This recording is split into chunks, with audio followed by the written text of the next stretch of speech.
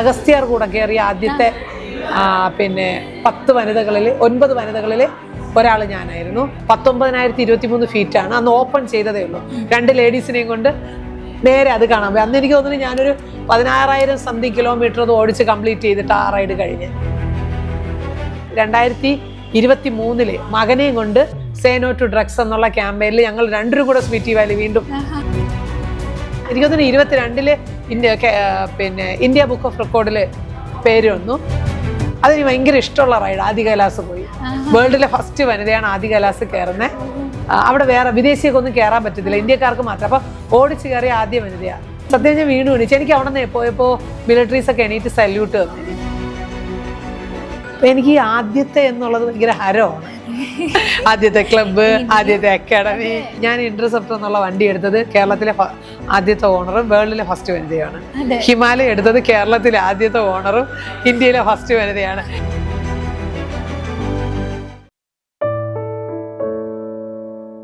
ഇനി നമുക്ക് യാത്രകളെ കുറിച്ച് പറയാം. ആദ്യത്തെ യാത്ര എന്ന് പറയുന്നത് എവിടേക്കായിരുന്നു? അതായത് ബുള്ളറ്റ്, സ്വന്തമായിട്ട് ബുള്ളറ്റ് കൈ കിട്ടി എനിക്ക് യാത്ര പോകാം. നോർത്ത് ഇന്ത്യ ആയിരുന്നു ആദ്യത്തെ യാത്രകളെല്ലാം. അത് കഴിഞ്ഞിട്ട് പക്ഷെ അതൊക്കെ എന്ന് പറഞ്ഞാൽ എന്താ പറയുക, ഭയങ്കര കൺജസ്റ്റഡ് ആയിട്ട് ഒരു സ്കൂളിൽ വർക്ക് ചെയ്യണു. അപ്പം നമ്മുടെ സ്വാതന്ത്ര്യത്തിനൊന്നും പോകാനൊന്നും പറ്റത്തില്ല. അങ്ങനെയൊക്കെ ബുദ്ധിമുട്ടൊക്കെ അനുഭവിച്ചപ്പോൾ പിന്നെ എനിക്ക് ജോലി കിട്ടി. അതും ഞാൻ എല്ലാം വേണ്ടാന്ന് വെച്ച്. ഞാനൊരു ആസ്മ പേഷ്യൻ്റാണ് കേട്ടോ. ഇപ്പം തന്നെ ഞാൻ കുറേ സംസാരിക്കുമ്പോൾ എനിക്ക് തന്നെ അറിയാം എനിക്ക് ശ്വാസം കിട്ടും. ഞാൻ ഭയങ്കരമായിട്ട് വർത്താനം പറയും.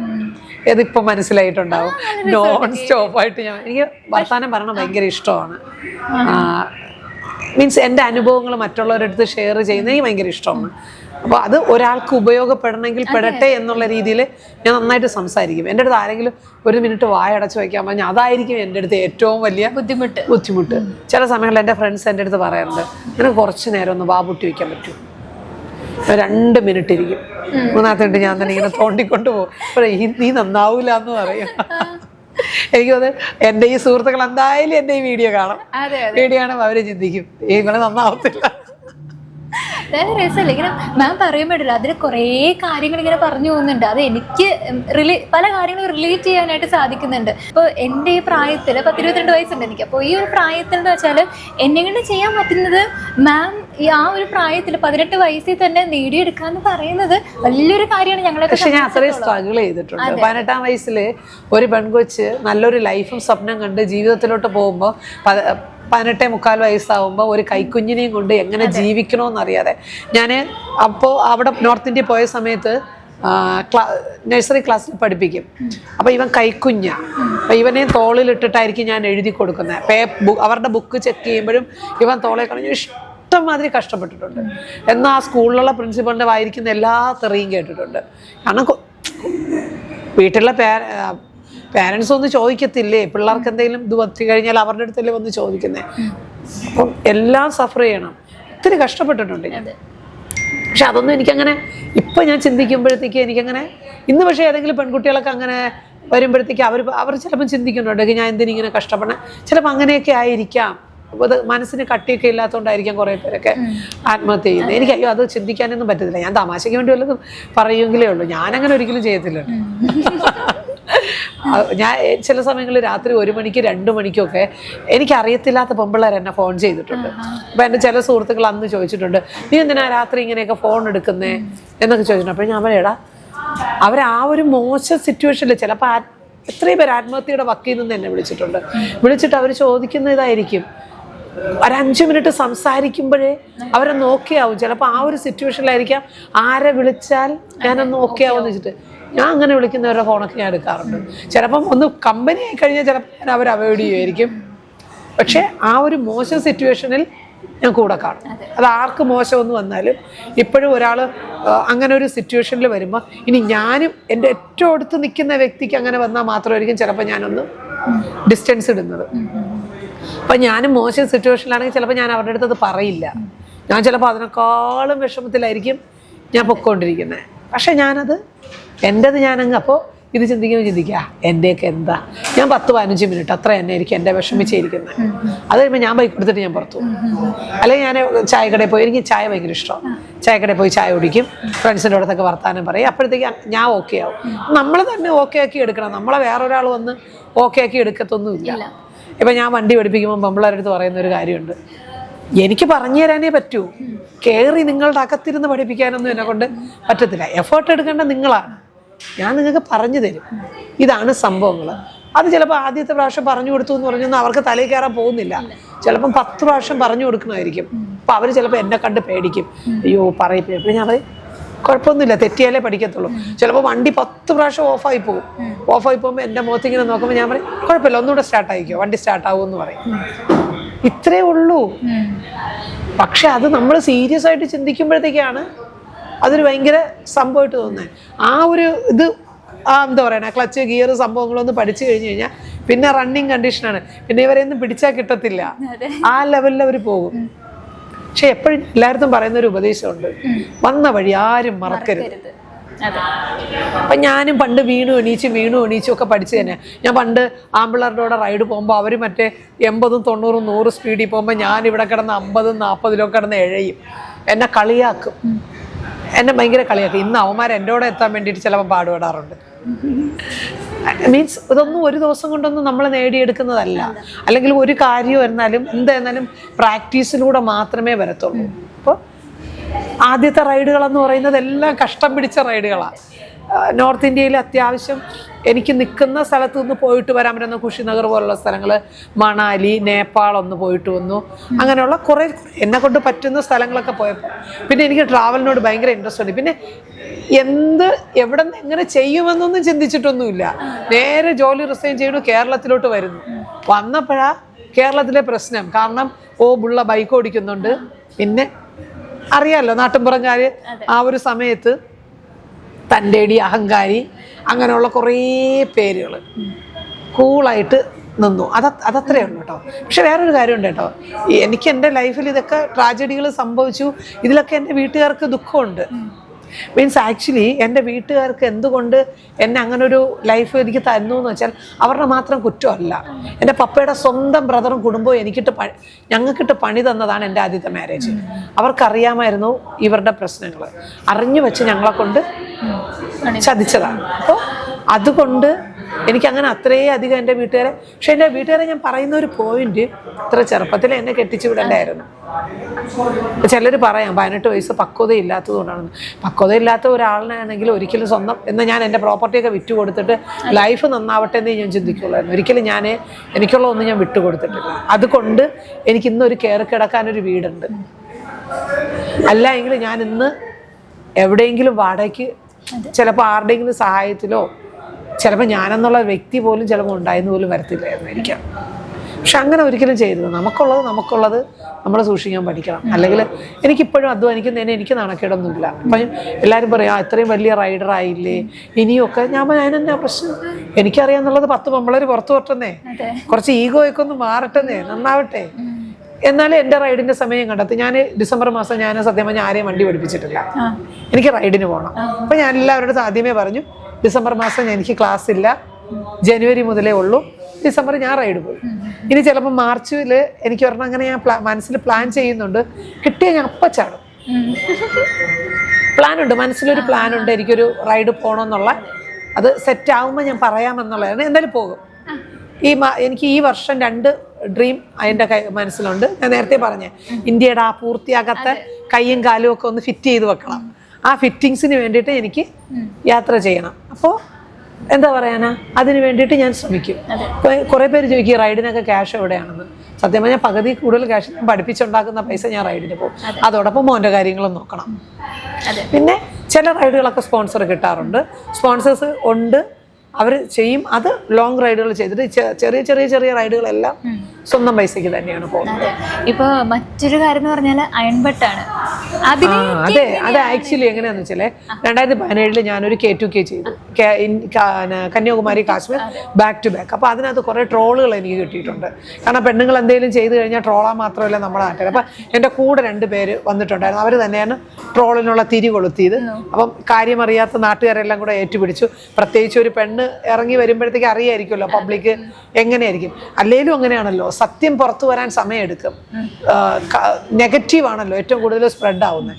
അപ്പം നെഗറ്റീവായിട്ട് സ്പ്രെഡ് ചെയ്തു. അപ്പോൾ എനിക്ക് അന്ന് ഭയങ്കരമായിട്ടൊക്കെ വിഷമം തോന്നി. പക്ഷേ ഇന്ന് ഞാനൊക്കെ ഞാനായിരുന്നു അന്ന് വിഷമിച്ചിരുന്നതെന്നൊക്കെ ഇപ്പം തോന്നാറുണ്ട്.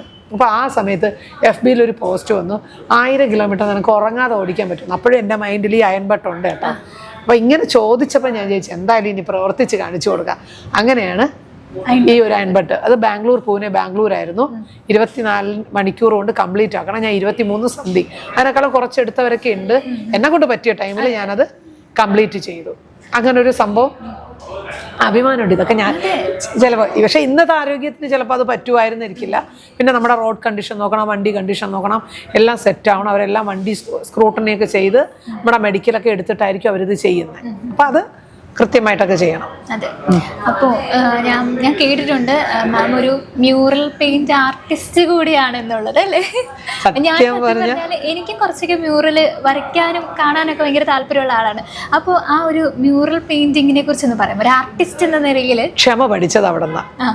ക്ഷമ എന്നുള്ളൊരു മ്യൂറൽ ചെയ്യണോണ്ട് അറിയായിരിക്കും. നമ്മൾ അത്രയും ക്ഷമയോടുകൂടെ ഇരുന്ന് വരയ്ക്കണം. പിന്നെ രണ്ടാമത് ക്ഷമ പഠിച്ചത് ക്ലബ്ബിൽ നിന്നാണ്. കുറേ പെമ്പിള്ളേരെ മേയിച്ചുകൊണ്ട് പോകണമെങ്കിൽ ഭയങ്കര പാടാണ്.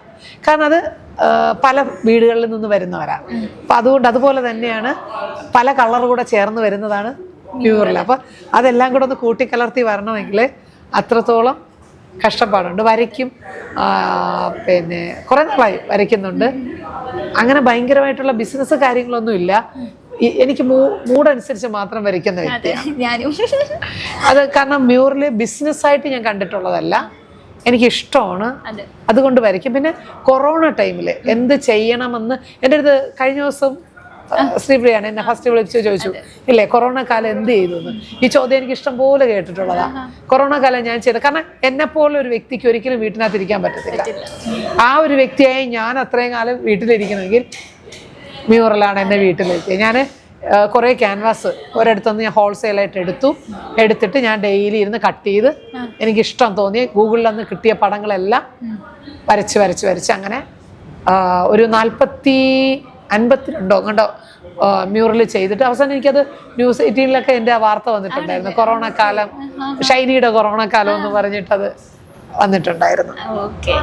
ഇനി ഇത് കണ്ടുകൊണ്ടിരിക്കുന്ന നമ്മുടെ പ്രിയ പ്രേക്ഷകരോട്, അതായത് ഇപ്പോൾ ചേച്ചി കടന്നു വന്ന പോലത്തെയുള്ള ഒത്തിരി സിറ്റുവേഷൻസിലൂടെ കടന്നു വന്ന ഒത്തിരി പേരുണ്ടാവും. ഇപ്പോൾ ആ ഒരു ഫേസ് കണ്ടുകൊണ്ടിരിക്കുന്ന ആൾക്കാരും ഉണ്ടാവും. അപ്പോൾ അവരോട് മാമിന് എന്താ പറയാനുള്ളത്? ഒരു ലൈഫേ ഉള്ളൂ, അത് നമുക്ക് വേണ്ടിയിട്ട് കൂടെ ജീവിക്കുക. മറ്റുള്ളവർക്ക് വേണ്ടി മാത്രമല്ല, നമുക്ക് വേണ്ടിയിട്ട് കൂടെ. പിന്നെ എനിക്ക് കൂടുതലും പറയാനുള്ളത് മാതാപിതാക്കളോടാണ്. മക്കളുടെ ഏറ്റവും നല്ല കാലഘട്ടം എന്ന് പറയുന്നത് അപ്പൻ്റെ അമ്മയുടെ കൂടെ അല്ലാതെ വരുന്ന ആളുടെ കൂടെ ആണ്. അത് നമുക്ക് ഒരിക്കലും അറിയാൻ പറ്റത്തില്ല അത് സക്സസ് ആവോ ഇല്ലെന്ന്. അപ്പം മക്കളെ മാക്സിമം ബോൾഡായിട്ട് വളർത്തേണ്ടത് അമ്മയും അപ്പനും തന്നെയാണ്.